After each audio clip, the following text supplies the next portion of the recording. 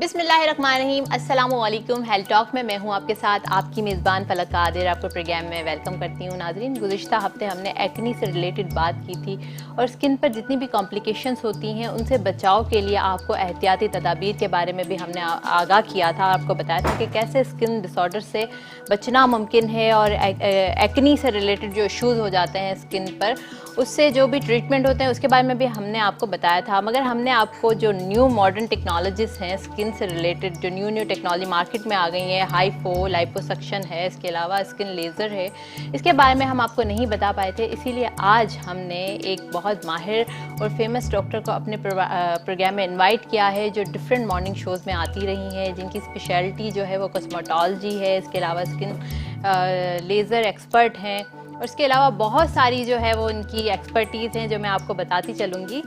खैर, मैं आपको एक और बात बता दूं कि हाइफो से रिलेटेड कुछ मिस जो है वो मार्केट में बहुत ज़्यादा फेमस हैं। कहते हैं लोग कि हाइफो जो है वो FDA अप्रूव नहीं है, पर मैं आपको बताती चलूं कि हाइफो FDA अप्रूव है। 2009 के अंदर जो है इसको जो है अप्रूव कर दिया गया था कि ये स्किन के लिए बहुत सेफ है।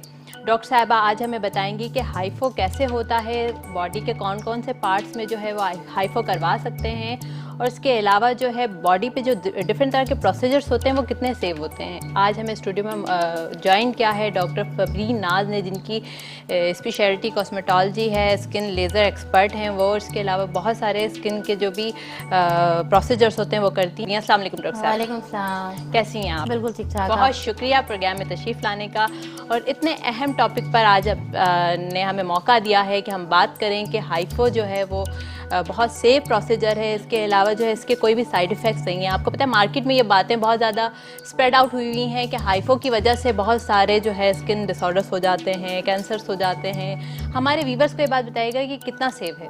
देखिए, बेसिकली हाइफू जो है ना, एक जैसे नॉर्मली कभी अल्ट्रासाउंड करवाते हैं। अल्ट्रासाउंड का हर किसी को पता है कि अल्ट्रासोनिक टेक्नोलॉजी क्या होती है।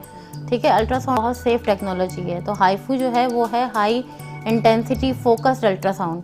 फोकस अल्ट्रासाउंड में ये होता है कि वो स्पेसिफिक पार्ट पे, स्पेसिफिक स्किन पे, स्किन के एक डेप्थ पे फोकस कर रहा होता है। बेसिकली क्या करता है, इसमें जो हीट होती है वो पेनिट्रेट होती है स्किन के अंदर, डीप जाती है। ठीक है, डिफरेंट उसके लेवल होते हैं कि उसकी पेनिट्रेशन कितनी है। जैसे फोरहेड के लिए अलग है, चीक्स के लिए, फिर बॉडी पार्ट्स के लिए डिफरेंट उसकी हीट की सिर्फ पेनिट्रेशन है। उस पर जाके क्या होता है, वो हीट अंदर जाके काम करती है, स्किन को अंदर से रिजुविनेट करती है, टाइट करती है, न्यू कोलेजन बनाती है, न्यू इलास्टिन बनाती है। जो स्किन लूज़ हो जाती है एज के साथ, सैग हो रही होती है, तो वो क्या करती है, न्यू कोलेजन फॉर्मेशन करती है। ठीक है, और जी, तो बेसिक तो इसका ये फंक्शन है, जो कि इसका एक नॉर्मल फंक्शन है। जैसे ये फेस पे भी होता है, ठीक है, फिर बॉडी पे होता है, आर्म्स कंटोरिंग के लिए होता है, टमी के लिए होता है, ऑल ओवर बॉडी कंटोरिंग के लिए होता है। इसके देखें कुछ, हर चीज़ के कुछ कॉन्ट्राइंडिकेशन होते हैं। अगर आप एक चीज़ सही तरह से यूज़ नहीं कर रहे, अगर आपने उसको बोन पे यूज़ कर दिया, या आपके जो टेक्नीशियन वगैरह नॉर्मली यूज़ कर रही होती हैं, कोई वेन पे यूज़ कर दिया, तो फिर डेफिनेटली उसके साइड इफ़ेक्ट्स होते हैं, क्योंकि उसकी जो इंटेंसिटी है वो बनी मसल्स के लिए है। तो आपने उसको फैट पे और मसल्स पे यूज़ करना है, तो कोई प्रॉब्लम नहीं आता उसमें। ठीक है। तो साहबा, ये मिस मार्केट में फैली हुई हैं कि हाइफो जो है इसको करवाने की वजह से आपकी स्किन पर जो है स्किन कैंसर होने के चांसेस होते हैं। इसके बारे में हमारे व्यूअर्स को बताइएगा कितना सेव है ये। देखो, बेसिकली पता है क्या है, हाइफू तो ये अभी यहाँ पर कॉमन हुआ है पाकिस्तान में। आपको पता है पाकिस्तान में जो भी टेक्नोलॉजीज़ हैं वो थोड़ा लेट आती हैं, बल्कि काफ़ी लेट आती हैं। ठीक है, ये हाइफू तो नॉर्मली अल्थेरेपी के नाम से पूरी दुनिया में बहुत पहले से हो रहा है। आप समझ लो 10-20 ईयर्स पहले से ये नॉर्मली हो रहा है हर जगह, जैसे आप US वगैरह में, UK में। ठीक है, उसके बाद जो एशिया के दूसरे कंट्रीज़ हैं, जैसे कोरिया, मलेशिया, सिंगापुर, यहाँ पर और मिडिल ईस्ट में, हर जगह ये हो रहा है अल्थेरेपी के नाम से। बहुत पुराना प्रोसीजर है। ठीक है, लेकिन ये ज़्यादा फेमस अभी पाकिस्तान में हुआ है हाइफू के नाम से। पूरे वर्ल्ड में तो अल्थेरेपी के नाम से ये बहुत अच्छी तरह से होता है और ये FDA अप्रूव्ड है। ठीक है, और इसमें सिर्फ सारा प्रॉब्लम ये है कि अगर आपकी मशीन अच्छी है, ठीक है, तो आपको कोई प्रॉब्लम नहीं है, आपको रिज़ल्ट भी अच्छा आएगा और आपको कोई साइड इफ़ेक्ट भी नहीं होगा। अगर बेसिकली आपका टेक्नीशियन सही तरह मशीन यूज़ नहीं कर रहा, या मशीन अच्छी नहीं है, या मशीन में कोई प्रॉब्लम है, ठीक है, तो नॉर्मली फिर उसकी वजह से साइड इफ़ेक्ट हो सकता है। और वो भी साइड इफ़ेक्ट ऐसा नहीं होगा कि आपको कैंसर हो जाए। कैंसर का तो इससे किसी किस्म का भी मतलब दूर दूर तक कोई ताल्लुक ही नहीं है। ठीक है, क्योंकि ये सिर्फ जो इसकी वेव्स हैं वो आपके स्किन तक ही जाती हैं, इससे अंदर नहीं जा सकती कि वो आपको कोई यानी डैमेज करे। स्किन पेनिट्रेशन नहीं हाँ। करेगी। अच्छा, बेसिकली क्या होता है, अब जैसे किसी के ब्रेसेस अंदर कोई लगे हुए हैं, कोई इम्प्लांट हुआ हुआ है, ठीक कोई है। क्राउन लगा हुआ है, ठीक ठीक है, है। उनको नहीं करना चाहिए। उनको अगर करते भी है तो उसका फिर वो सेफ्टी प्रोफाइल होता है कि ऊपर से आपने उसको पूरा कवर करके अंदर से फिर ऊपर हाईफू करते हैं, क्योंकि फिर ये सेंसिटिविटी कॉज करता है। ठीक है डॉक्टर साहब, हमें बताइएगा कि हाइफो कौन सी एज में सबसे ज़्यादा बेस्ट होता है? आपके पास बहुत सारे ऐसे पेशेंट्स आते हैं जो मतलब हाइफो करवाते हैं। अब माशाल्लाह से मैं खुद भी आपके पास आती रहती हूँ और आपकी जो क्लिनिक है उसमें बहुत फ्लो पेशेंट है। तो मुझे बताइएगा कि ये सारे हाइफो के लिए आते हैं या नहीं, डिफरेंट देखो प्रोसीजर्स होते हैं? डिफरेंट प्रोसीजर्स होते हैं। आजकल हाइफू थोड़ा सा कॉमन हो गया है, क्योंकि आपको पता है जिस चीज़ के पाकिस्तान में थोड़ी सी मार्केटिंग ज़्यादा हो जाए या नॉर्मली मीडिया पे जो चीज़ ज़्यादा आ जाए तो फिर उसके बारे में लोग थोड़े से अवेयर हो जाते हैं। हाइफू के अलावा बहुत सारे प्रोसीजर हैं। हाइफू बेसिकली देखो होता है स्किन को न्यू रिजुविनेशन के लिए, आप समझ लें, ठीक है। जी बिल्कुल। अब उसमें एज की लिमिट नहीं है कि हाइफू आपने 40 में करना है, 50 में करना है, ठीक है, 25 के बाद भी कर सकते हैं। अगर किसी का फैट ज़्यादा है, मसल्स भी हैं और फैट भी है, उस पर हाइफू का बहुत अच्छा रिजल्ट आता है, क्योंकि वो उसको फैट को भी कम कर देता है, कंटूरिंग भी हो जाती है और थोड़ी सी टाइटनिंग और लिफ्टिंग भी आती है। ठीक है। और अगर स्किन पर किया जाए तो उसके क्या बहुत Rejuvenate- मैजिकल हाँ, मैजिकल इफेक्ट आता है। Okay good. लेकिन जिनकी डबल चिन होती है, डबल चिन में भी अच्छा रिजल्ट आता है। अच्छा ठीक है। तो लाइपोसक्शन और हाइफो में क्या डिफरेंस है? क्योंकि लाइपोसक्शन भी ज्यादातर देखो लोग लाइपोसक्शन दो तरह के हैं, एक तो सर्जिकल है, एक नॉन सर्जिकल है, ठीक है। सर्जिकल में तो हम क्या करते हैं, नॉर्मली कैनुला होता है, कैनुला को इंसर्ट करके अगर किसी के पास लेज़र है तो उसको लेज़र से फैट बंद कर देते हैं, वरना अदरवाइज नॉर्मली सक्शन करके वो फैट निकाल लेते हैं, ठीक है। ये तो आपका लाइपोसक्शन हो गया। एक लाइपोसक्शन होता है जिसको कहते हैं अल्ट्रासोनिक कैविटेशन। वो बेसिकली वो भी अल्ट्रासोनिक वेव्स हैं। उसमें क्या होता है, स्लोली स्लोली स्लोली आपका फैट पहले सॉफ्ट होता है, स्मूथ होता है, मेल्ट होता है, और फिर वो स्लोली आपका यूरिन के थ्रू, आपके पसीने के थ्रू और जो हमारे ग्लैंड्स होते हैं तो उसके थ्रू वो रिमूव हो जाता है। ठीक है। तो कितना टाइम कंज्यूमिंग? उसमें देखो बेसिकली किसी किसी को अगर कम फैट है, कोई कम एरिया है, छोटा पार्ट है, तो वो तो फर्स्ट 2 सेशन में ही बहुत अच्छा रिजल्ट आ जाता है। अगर किसी का ज़्यादा एरिया है, ज़्यादा जगह कम करानी है, ज़्यादा इंचेस कम करानी है, तो उसमें 10 सेशन, 20 सेशन, 15 सेशन होते हैं, लेकिन वो पूरा प्रॉपर नॉन सर्जिकल होता है। That's good. और हाइफो में उसमें ये फ़र्क है कि हाइफो में रिजल्ट थोड़ा सा फास्ट आ जाता है और इंटेंसिटी आप बढ़ा सकते हैं उसकी, ठीक है, उसकी डेप्थ आप बढ़ा सकते हैं। और अल्ट्रासोनिक कैविटेशन में आप उसकी डेप्थ बहुत ज़्यादा नहीं बढ़ा सकते। ठीक है। एनर्जी का फर्क कभी है। हम आपके क्लिनिक आएँ और जी, जी, हमें जो है प्रोसीजर सिखाएं बिल्कुल, किसी बिल्कुल भी आए। पेशेंट पर, ताकि जी, जी। हम जो है अपने जो भी व्यूवर्स हैं और जो भी पेशेंट्स हैं या मोटापे की एक डिजीज़ है उसको ख़त्म करने के लिए लोग बहुत परेशान हैं, तो उनको फ़ायदा भी पहुंचा सके और उनको लाइव भी दिखा सकें कि कितना सेव है। हाँ, बिल्कुल। क्योंकि ऑब्वियस सी बात है, जो भी आप प्रोसीजर्स करवाते हैं तो उससे पहले बहुत ज़्यादा रिसर्च करते हैं लोग, और आपको पता है गूगल पर हर किस्म के आर्टिकल हाँ, मौजूद हैं जिसमें बिल्कुल। डिफरेंट तरह की मिस भी मौजूद होती हैं और डिफरेंट तरह की ऐसी चीज़ें मौजूद होती हैं जो देख के लोग डर जाते हैं कि माइट भी अगर हम ये प्रोसीजर करवाने जाएंगे तो ऐसा हो हमें जाएगा, कोई और प्रॉब्लम हो साइड जाएगी इफेक्ट्स हो और जाएंगे, ये प्रॉब्लम कॉम्प्लिकेशन बिल्कुल। हो जाएगी। अच्छा, आजकल जो है मार्केट में वेट लॉस के लिए डिफरेंट तरह की टैबलेट्स या केमिकल्स मौजूद हैं, उसके बारे में थोड़ा सा बताइएगा कि ये क्या मतलब आपकी बॉडी के लिए अच्छी होती हैं, या फिर अगर आप बहुत जल्दी आपका वेट गिरता है तो उससे कोई साइड इफेक्ट्स तो नहीं? देखो बेसिकली क्या होता है, कोई भी वेट लॉस अगर आप मेडिसिन से कर रहे हैं, आप जैसे HCG एक जो हार्मोन है, आपको पता है ऐसा डॉक्टर, वो भी वेट लॉस के लिए यूज़ हो रहा है, ठीक है। वो आपके फैट को बर्न कर देता है और उसी फैट से आपको बॉडी को एनर्जी मिल जाती है, उससे वेट भी बहुत जल्दी लॉस होता है, 1/2 पाउंड डेली लॉस होता है उसमें, ठीक है। लेकिन उसमें फिर ये होता है कि वो जब जितनी जल्दी कम होता है, उसके बाद जब आप उसको छोड़ते हो और मेंटेन नहीं करते तो वो अगेन फिर बहुत जल्दी बढ़ जाता है। मतलब उस टाइम तो आपका कम हो जाएगा, लेकिन अगर आप उसकी मेंटेनेंस नहीं रखोगे तो फिर वो अगेन आपका वापस जल्दी आ जाता है। और जो स्लो प्रोसीजर से किया जाता है तो फिर उसमें ये होता है दोबारा इतनी जल्दी वापस आने के चांसेस नहीं होते। ठीक है डॉक्टर साहबा, आपसे गुफ्तगू का जो है सिलसिला जारी रहेगा। चलते हैं ब्रेक की जानिब, देखते रहिए health talk. Welcome back after the break. हमें जो है वो प्रोग्राम में एक बहुत माहिर डॉक्टर ने ज्वाइन किया है जिनकी स्पेशलिटी वेट लॉस है, और इसके अलावा जो है वो एस्थेटिक एक्सपर्ट भी हैं और कंसल्टेंट फिजिशियन भी हैं। हमारे साथ मौजूद हैं डॉक्टर जब्बार। अस्सलाम वालेकुम सर, बहुत शुक्रिया प्रोग्राम में आप तशरीफ़ लाए, और हमने आपको बहुत ज़्यादा इनवाइट किया था, बहुत ज़्यादा आपको फोर्स किया था, इसके बाद आप माशाल्लाह से आए हैं। मुझे ये बताइएगा कि जो वेट लॉस एक्सपर्टीज़ हैं ये मतलब कितने लोगों के पास हैं पाकिस्तान के अंदर, या इसके लिए कोई डिफरेंट तरह के कोर्सेज करना ज़रूरी होता है? वेट लॉस की डिफरेंट मतलब एक्टिविटीज़ होती हैं, डिफरेंट मतलब वेज से बंदा कम करा सकता है, कोई भी हो, मतलब उसमें डिफरेंट मोड्स होते हैं कम कराने के, जिसमें नॉन सर्जिकल लाइपोसक्शन भी होता है। इसके अलावा लाइपोसक्शन जो सर्जिकल वे से कराते हैं वो भी होता है।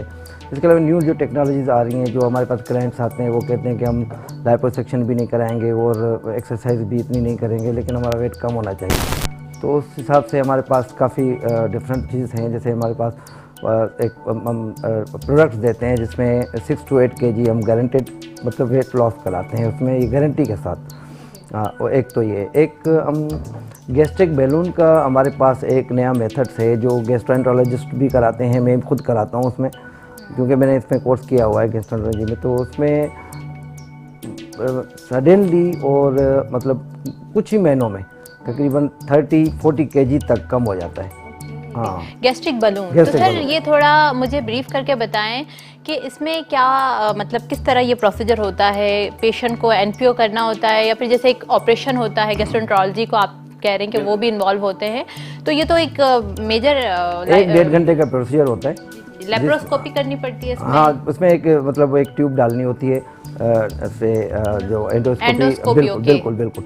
तो उससे पूरा एक विजुअल जो स्क्रीन पे आ रहा होता है, तो उसमें हम चेक कर रहे होते हैं कि कौन सी जगह इसकी सूटेबल होती है स्टोमक में, तो उधर हम वो बैलून इंस्टर्ट करते हैं। अच्छा, करने इसके लिए लेप्रोटमी की तो नीड नहीं होती है कि हम कोई इंसिजन दें उसके बाद? No surgery, okay, no surgery, no anaesthesia, very safe.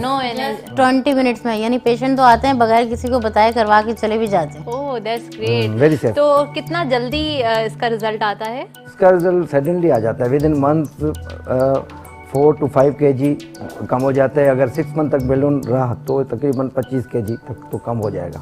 Okay, 25 kg तक जो है वो कम हो जैसे जाएगा। जिसका बहुत ज़्यादा होता है, अब जो 100+ है तो उसका तो आप समझ लो कि 6 मंथ में जो हमारे पास रिकॉर्ड है 40 to 50 kg है। अच्छा, 40 to 50 kg। तो इसके कोई साइड इफेक्ट्स नहीं है? क्योंकि इतना सडनली अगर वेट लॉस होता है तो बॉडी के अंदर विटामिन या न्यूट्रिएंट्स साइड या इफेक्ट तो फिर कुछ भी नहीं है, HB इसमें लेवल? सिर्फ डिज़ायर लेवल होती है, जो एपिटाइट की डिज़ायर लेवल है वो कम हो जाती है। जो खाना पीना जिसको ज़्यादा क्रेविंग होती है खाने की, तो वो कम हो जाती है। तो उसमें ये हो जाता है कि जितना चीज़ रिक्वायरमेंट जो होती है, जो फ्लूइड्स में हम ले सकते हैं, कुछ और जो चीज़ होती है जो उनको फील होता है कि ये मैं खाएंगे तो उसमें कुछ इशू नहीं होगा, तो लिटिल अमाउंट में लेते रहेंगे लेकिन उसकी नीड पूरी हो जाएगी। अच्छा ठीक है सर, ऐसा होता है कि अगर आपने किसी भी पेशेंट के का जो है गैस्ट्रिक या बलून वाला जो प्रोसीजर होता है ये करते हैं, तो उसके बाद आप उसको कोई मेडिकेशंस दे दें, यानी विटामिन सप्लीमेंट्स या फिर कोई भी मिनरल्स या माइक्रो न्यूट्रिएंट्स जो होते हैं जो बॉडी के लिए नीडेड होते हैं, हाँ, तो वो आप उनको मल्टी विटामिन प्रोवाइड करते होंगे ताकि बॉडी के अंदर किसी भी जो है माइक्रो न्यूट्रिएंट की डेफिशिएंसी ना हो। बिल्कुल वो देते हैं, बिल्कुल वो तो साथ साथ चल रहा होता है। इसके अलावा जो है वेट लॉस के क्या क्या तरीके हैं? और टेक्निक्स हमारे पास जो होती हैं नॉन सर्जिकल लाइपोसक्शन में, जो कैविटेशन जो हम कराते हैं इसमें नॉन सर्जिकल में, उसमें 4 to 5 kg पर मंथ होता है। उतना इतना फास्ट नहीं होता, लेकिन ये उस लिहाज से होता है कि अगर क्लाइंट्स आते हैं कि हमें कोई एक्सरसाइज भी नहीं करनी और हमें कोई डाइट भी नहीं करनी, तो उससे सेफ होता है उस साइड से। और एक फूड सप्लीमेंट जो मैंने आपको बताया था, हमारे पास लाइपोट्रेपिक के नाम से फूड सप्लीमेंट आता है, जो वेरी सेफ एंड डाइट जो उसका होता है वो प्रोटीन डाइट साथ लेनी होती है, तो उसमें गारंटी के साथ 6 to 8 kg कम हो जाता है। ठीक है सर, इसकी कॉन्ट्रा इंडिकेशंस क्या होती हैं? कौन कौन से ऐसे मरीज होते हैं जो ये नहीं करा सकते, या फिर एवरीवन कैन डू इट, या फिर जो एज होती है पेशेंट होते हैं जो हम उस पर प्रिकॉशंस रखते हैं, जिसमें कोई रीनल फेलियर का पेशेंट ना हो खुदा न खास्ता, या कोई किडनी का प्रॉब्लम ना हो, या कोई हेपेटाइटिस का कोई केस ना हो, कोई ऐसा जो क्रोनिक डिजीजेस हैं, वो तो ऑब्वियस सी बात है, एक अंडरस्टूड सी बात है कि जो क्रोनिक डिजीज के पेशेंट्स होते हैं उसमें तो हम वैसे भी नॉर्मल प्रोसीजर्स करने से डायबिटिक हो या हाइपरटेंसिव हो वो भी ले सकते हैं, कोई डायबिटिक और हाइपरटेंसिव भी ले सकते हैं। ठीक है सर, आपकी स्पेशलिटी जो है वो हाइपरटेंशन भी है, तो इसके बारे में थोड़ा बताइएगा कि हमारे जो हाइपरटेंशन के मरीज हैं उसके मतलब वो काफ़ी परेशान रहते हैं, क्योंकि डेली उनको जो है टैबलेट लेनी पड़ती है अपने ब्लड प्रेशर को कंट्रोल करने के लिए। तो क्या ऐसा करना चाहिए कि उनका बगैर मेडिसिन के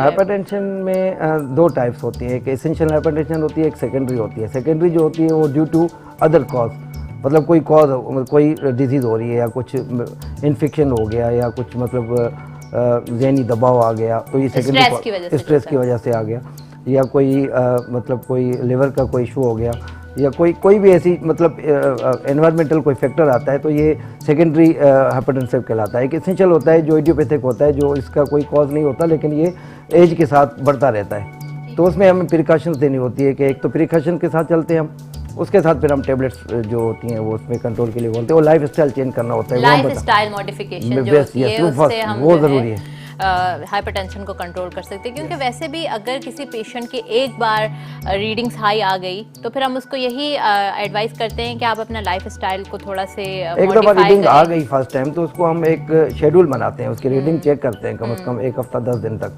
डिफरेंट मतलब पोस्चर से, डिफरेंट पोस्चर से, मतलब एक सिटिंग पोजीशन में, स्लीपिंग पोजीशन में, तो देखते हैं उसके बाद रीडिंग में क्या डिफरेंस आ रहा है, उसके बाद डिसाइड करते हैं कि इसको टेबलेट की ज़रूरत है या सिर्फ डाइट कंट्रोल पे या लाइफ स्टाइल कि चेंज होने से फ़र्क आ रहा है, तो फिर उसको करते हैं। ठीक है सर, आपके पास जो है डेली रूटीन में वेट लॉस के कितने पेशेंट्स आते हैं? मेरे पास तो डेली रूटीन में आ जाते हैं तकरीबन 15 से 20 पेशेंट आते हैं। ओहो, अच्छा, मींस पाकिस्तान के अंदर जो ओबेसिटी है वो इतनी बढ़ती जा रही है, क्योंकि आपको पता है कि ओबेसिटी इट्स अ डिजीज जो और मल्टीपल डिजीज को करने का जो है वो का मेन जो कॉज ओबेसिटी की वजह से होता है वो हाइपरटेंसिव, डायबिटीज बोथ और हाइपरलिपिडीमिया, और इसके अलावा कार्डियक डिजीज भी जो है वो हाइपरटेंशन की वजह से ही होती हैं। ये हम फिर अपने मुद्दे पर आते हैं स्किन पर क्योंकि मेरा फेवरेट टॉपिक है स्किन। अच्छा, मैं इसमें वेट लॉस में एक बात और ऐड कर दूं, बेसिकली क्या होता है फीमेल्स में आजकल पीसीओएस, ठीक है, फिर पीसीओएस की वजह से आपको पता है इनफर्टिलिटी, ठीक है, फिर थायराइड की वजह से वेट गेन, तो ये जब सारी चीज़ें बनती हैं ना ये कॉम्बिनेशन में, तो एक बहुत ही ज़्यादा मतलब हार्मोनल डिस्टर्ब, यानी फीमेल तो आजकल वेट की वजह से बहुत ज़्यादा डिप्रेशन में भी चली जाती है, फिर इनफर्टिलिटी का प्रॉब्लम होता है, सही है। तो हमारे पास जो ट्रीटमेंट हम देते हैं तो उसमें बेसिकली साथ साथ वो इनफर्टिलिटी, पीसीओएस, वो सारा कुछ ट्रीट हो रहा होता है। और हमारे जो माशाल्लाह वेट लॉस में फर्टिलिटी का रेशो है ना बहुत ज़्यादा है, यानी जिनके बच्चे नहीं हो रहे होते हैं वेट की वजह से, ये पीसीओएस की वजह से या हार्मोन्स के प्रॉब्लम की वजह से, तो वो साथ साथ जो जिसने भी माशाल्लाह ये किया है ना वेट लॉस, तो उससे क्या होता है कि उनको कंसीव जल्दी हो जाता है। Okay, that's great. हाँ, ये फैक्टर बहुत, इसमें पीसीओएस तो बहुत जल्दी कवर हो जाता है, यानी हम सारी उनकी पीसीओएस की मेडिसिन पे बंद करवा देते हैं, जितने भी वो हार्मोनल सप्लीमेंट्स वगैरह होते हैं सब बंद करवा देते हैं। तो जो अगर सिर्फ आप वेट कम कर लें तो आपको पीसीओएस का जो प्रॉब्लम है वो भी सॉर्ट आउट हो जाता है। ओके, तो डॉक्टर साहब मुझे ये बताइएगा, जो पीरियड्स की रेगुलरिटी होती है या जो लड़कियां डिप्रेशन में चली जाती हैं, मतलब एक तो पीरियड्स उनको रेगुलर होकर आ रहे हैं, फिर इसके अलावा वेट गेन हो रहा है, हार्मोनल चेंजेस आ रहे हैं, जो फेस पर हेयर ग्रोथ बहुत ज़्यादा हो जाती है, तो ये सब जो है वो फिर एक डिप्रेशन का बायस बनता है। सबसे बहुत ज़्यादा डिप्रेशन का मेन कॉज ही यही है आजकल, क्योंकि पीसीओएस में तो वैसे भी आपको डिप्रेशन होता है, हार्मोनल चेंजेस में, और फिर साथ में जब आप ये हार्मोनल सप्लीमेंट लेते हो, स्टेरॉइड लेते हो, तो उससे तो आपको डिप्रेशन बहुत ज़्यादा होता है। बिल्कुल सही। अच्छा, ये जो स्किन पर बाल आ जाते हैं, ठीक है, और इसकी जो अमाउंट होती है वो वक्त के साथ साथ बढ़ती रहती है, बहुत ज़्यादा स्किन पर बहुत बुरे लगते हैं बाल, तो इसके लिए कौन सा ट्रीटमेंट रिक्वायर्ड है? देखो, जो अनवांटेड हेयर्स है ना उसके लिए बेसिकली 2-3 ट्रीटमेंट ही हैं, इलेक्ट्रोलाइसिस है और लेज़र है, ठीक है।